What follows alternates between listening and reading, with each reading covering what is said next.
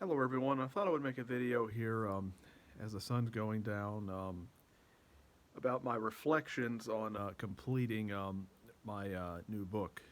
And in some sense, I'm very proud of myself because this is really the first book that I've written that I'm planning on publishing at least um, that I can call that without any reservations a novel. Most of my other books would qualify really as novellas. Now, Silent Reckoning kind of teeters on the edge. Let's put it this way: Silent Reckoning is about as long as a novella can be before it becomes a novel.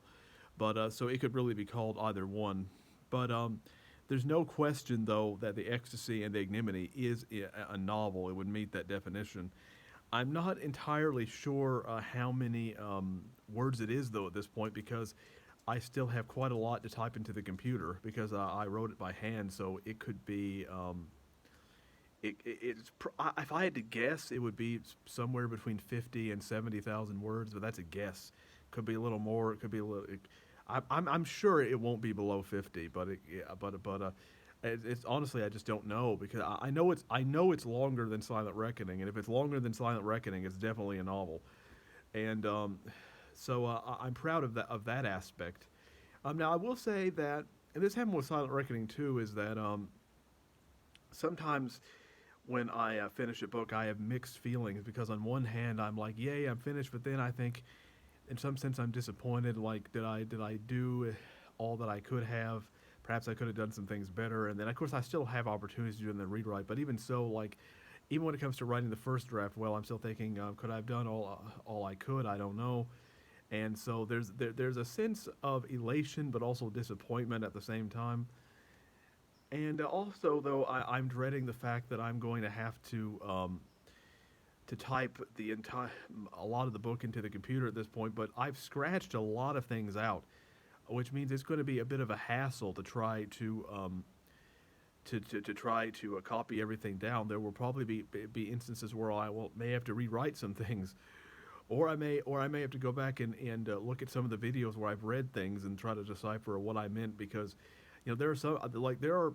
For example, paragraphs in my book where I've marked out entire paragraphs and then I mark the second paragraph out, and then so it's going to be a mess trying to figure things out and type it in the computer. The reason I did though is because I tend to think better when I write by hand, and also it's just a notebook is more convenient to carry around, especially in like harsh weather.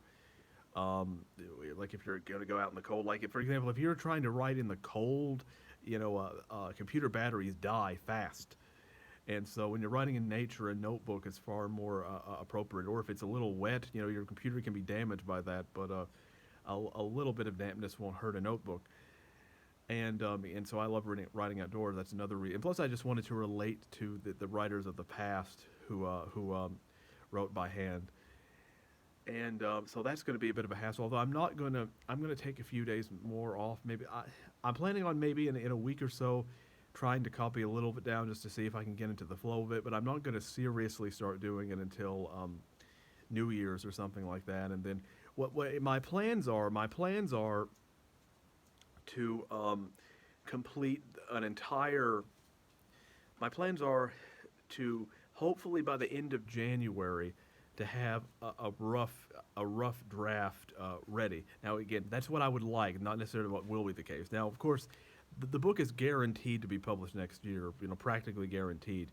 There's no worry there. But exactly when, I don't know. I'm planning because what I would like to do is have a rough draft ready by February that I can give to beta read or like this. There's this website where I post things where people can, and then people will give me feedback on the writing, or I don't tell people exactly or ask people exactly what to say because I don't want them to be prejudicial based on my questions. But now I will tell you up front that I don't use beta readers from TikTok or YouTube because that's primarily where I want my customer base to be here, not my beta reader base. So I don't use it for that. So don't bother asking.